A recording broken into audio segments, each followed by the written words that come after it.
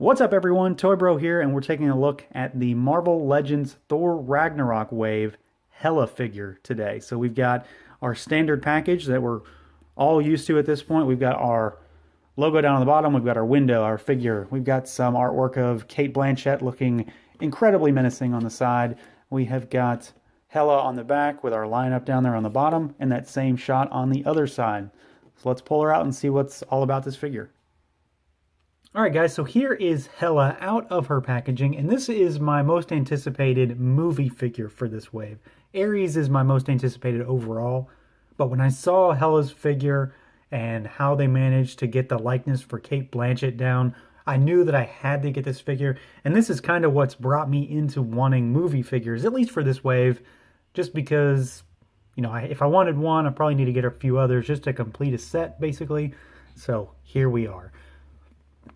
So this figure is, thankfully, in a way, very close to movie accurate, and it's also very close to comic accuracy too.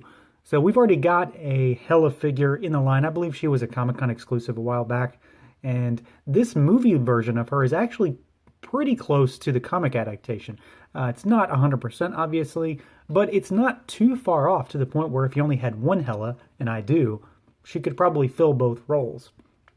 So she's obviously got a pretty striking look about her. She's got these humongous antlers on her head. They do pop out, by the way. It helps to get her out of the packaging, although I did not know that until after I had gotten her out of the package. She is basically in a black and green paint scheme with flesh tones, obviously, and then she's got a few accessories that we'll talk about. So we're going to do accessory first, at least this accessory. So she has got her sword, and I believe this looks pretty accurate to what's in the movie. It's a straight black cast piece of plastic with a lot of sculpted detail on there. It looks very Thorish in terms of, you know, Nordic type stuff.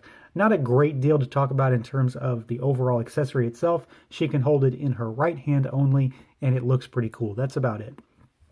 That said, I'm going to take it out of her hand just for ease of use. And then we're going to talk about her cape, because I'm going to remove that before we talk about articulation. So we're going to take the cape off and set her up here. Of course, I've now thrown her balance off because of that. But the cape is just pretty much a solid piece of kind of an olive metallic green plastic here, rubbery. It's got a lot of sculpted wrinkles and folds in it, and then it's got these two pieces that lift up over her shoulders. They actually help to cover her joints a bit, which is nice, and then it pegs in onto her back via this one peg, and it holds on pretty damn well. So you just pop it in there. Where's that? There we go. And it just sits over top of her. Now, in the movie, at least, well, I haven't seen the movie, obviously, but in the trailers, you see her with and without the cape. So I'm actually okay with the fact that this is removable because there is precedent that she doesn't have it on at some point, which is kind of cool. I like the fact that we can remove it, and the simple fact that this is the best cape of the movie figures by far because it's got that one peg and it stays on just fine. So we're going to move it aside just for a minute, and we'll do articulation. So the head can swivel all the way around. It's got great tilt backwards, and then it's got a little bit forwards. The cape is going to get in the way on that backside, though. That's unavoidable. Arms can go all the way out, a little bit higher than 90 degrees there. They swivel all the way around, of course. We've got a single joint at the elbow, which gets right about 90 degrees. There is a vertical hinge on the right hand. Since she uses it for her sword, that is appropriate and very useful. And then we've got a side-to-side hinge on that left hand. She has a diaphragm swivel with a little bit of crunch action, but not a great deal. Legs only go out about yay far. Not even 90 degrees on the forward kick, and not much on the backside. Her thigh hits her butt right away. There is a thigh cut, which is helpful and useful for posing her. The only problem, though, is that when you move them, you're obviously going to break up the line work on those pants. She has got double jointed knees, and then we have a hinge and a rocker. A very, very wide range of motion on that rocker. You get her all the way around. So you got a decent bit of articulation. She's not, you know, dripping with it or anything, but she has pretty much everything you would expect to get out of a female Marvel Legends character. Now, as far as the sculpt goes, that is, for me, where this figure shines. I'm going to pop her cape back on for the time being, just to get the whole package. You can see what I mean when the little flaps kind of hide her shoulder joints just a bit. So this looks about as good as I think it could look for an MCU Marvel Legends figure. This thing is amazing, and honestly, it's one of my favorite Legends figures of recent memory. There is just tons and tons of detail, and even with the masked head on, with the antlers, which the antlers are an awesome bit of detail for this character, even with the mask on, like, I know that is a good likeness for Cate Blanchett's face. It's just exceptional. And then, of course, the paintwork lends itself to that as well with the photoreal tech that they employ with this MCU line. And then, you know, the actual bodysuit that she wears is just covered in that green sculpted detail, which is all painted as well. So she's basically a mix from head to toe outside of the bit of flesh tones we get, and there's obviously not much.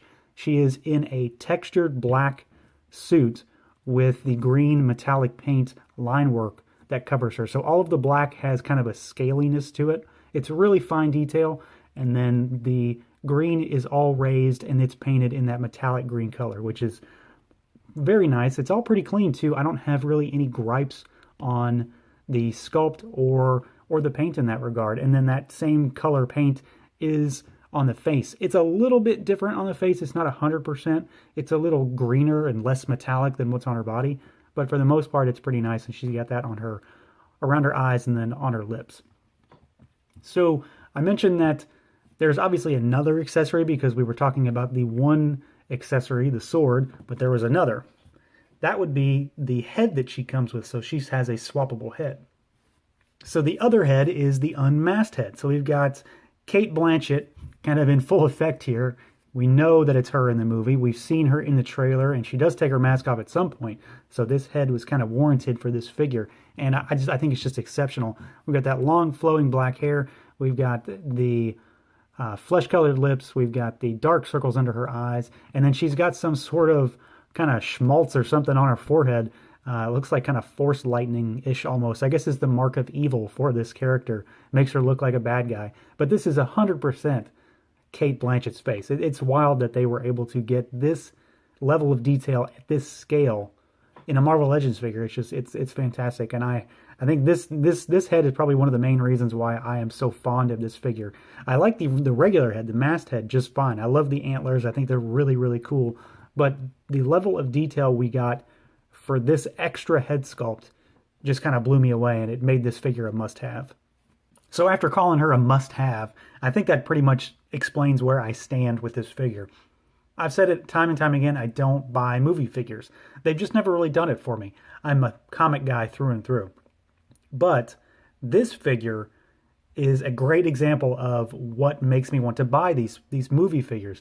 So I got this one, so I had to get Thor and Loki, but this one is leaps and bounds the star of the wave in terms of movie figures.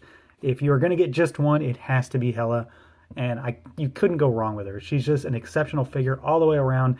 Very cool look, very cool sculpt, good accessories. The extra head is amazing. What more could you ask for in a Legends figure? And what they did with that face sculpt at this scale is just crazy to me. I love it, and I'm looking forward to what they're going to do down the road. So that is going to do it for this look at the Thor Ragnarok Hela figure. Let me know down in the comments what you think of this one, everyone. Feel free to like, share, subscribe, that whole deal. And until next time.